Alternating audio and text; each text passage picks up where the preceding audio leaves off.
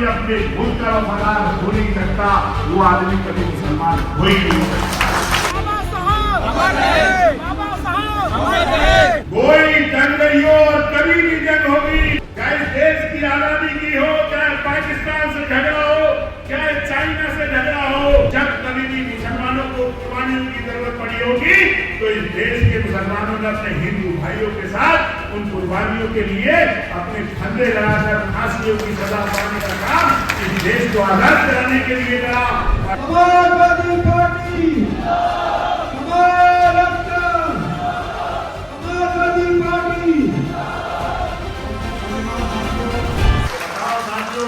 मुसलमानों से बड़ा कोई देशभक्त हो सकता है जिसका मदद ये कहता हो कि पहले तुम्हारा मुल्क है, ये मुल्क, ये भारत माँ, ये हमारी भी माँ है, और एक बार नहीं 1000 बार इस भारत माँ का नारा लगाने की जरूरत है। लेकिन एक आदमी के लिए पूरे मुसलमानों को शक करने वाली बात करते हो, बात करते हैं पाकिस्तान की। कोई जंग नहीं हो और कभी भी जंग होगी, चाहे देश की आजादी की हो, चाहे पाकिस्तान से झगड़ा हो, चाहे चाइना से झगड़ा हो, जब कभी भी मुसलमानों को कुर्बानियों की जरूरत पड़ी होगी तो इस देश के मुसलमानों ने अपने हिंदू भाइयों के साथ उन कुर्बानियों के लिए अपने फंदे लगाकर फांसियों की सजा पाने का काम इस देश को आजाद कराने के लिए करा, और मीर अब्दुल हमीद बनकर इस देश के पाकिस्तान को टैंकों को उड़ाने का काम किया। और आगे भी जब कभी इस देश को जरूरत पड़ेगी, एक एक मुसलमान हिंदुस्तानी बनकर अपने मुल्क की तरफ उठने वाली आंख को निकालने का काम एक एक मुसलमान करेगा। मैं आप सबसे कहना चाहता हूं, ये सोने वाली चिड़िया हिंदुस्तान, वो हिंदुस्तान जब दिवाली होती थी तो मुसलमान भाई अपने हिंदू भाइयों को बधाई देते थे। ये बीडीए जो है, बीडीए का मतलब कई लोग भ्रम प्रचार फैलाते हैं। टी का मतलब सब लोग जानते हैं, जो दलित हैं, वो सारे समाज, जो दलित समाज है, जो पिछड़े हैं, जो अगड़े हैं, आधी आबादी है, ये पूरी आबादी जो हमारे फॉरवर्ड भाई हैं, जिनके साथ अन्याय, जुल्म और ज्यादती हो रही है, जो भी सरकार के खिलाफ बोलता है। और एक बात और कहता हूं साथियों, आप बताओ, ये अजीब सरकार है, सरकार भी खुद ही चलाएगी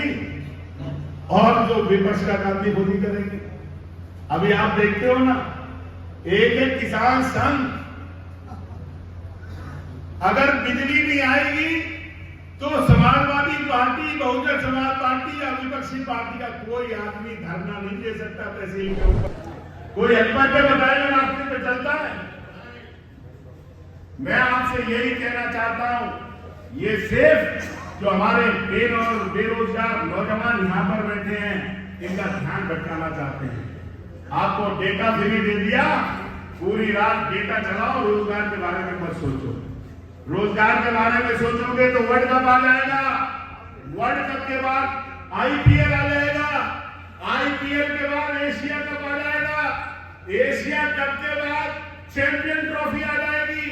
चैंपियन ट्रॉफी के बाद फुटबॉल का टूर्नामेंट होने लगेगा, फुटबॉल के बाद हॉकी का टूर्नामेंट होने लगेगा। क्या इस देश के अंदर कितने लोग बैठे हैं जिन्हें आईपीएल के अंदर या रोजगार के चैंपियन ट्रॉफी के अंदर या वर्ल्ड कप के अंदर रोजगार मिलता है? लेकिन नौजवान साथियों, याद रखना, जो बेरोजगार हैं, उनके घर में होने वाली तकलीफें, उनके घर में बैठी हुई उनकी कुंवारी माँ और बहनें, उनके घर में बैठा हुआ उनका बीमार बाप, उनकी बीमार बहन, उनकी बीमार बेटी, कोई धर्म, कोई जात, कोई बिरादरी का आदमी हो, उसे इलाज के लिए डॉक्टर की जरूरत है, उसे नौकरी की जरूरत है, उसे स्कूल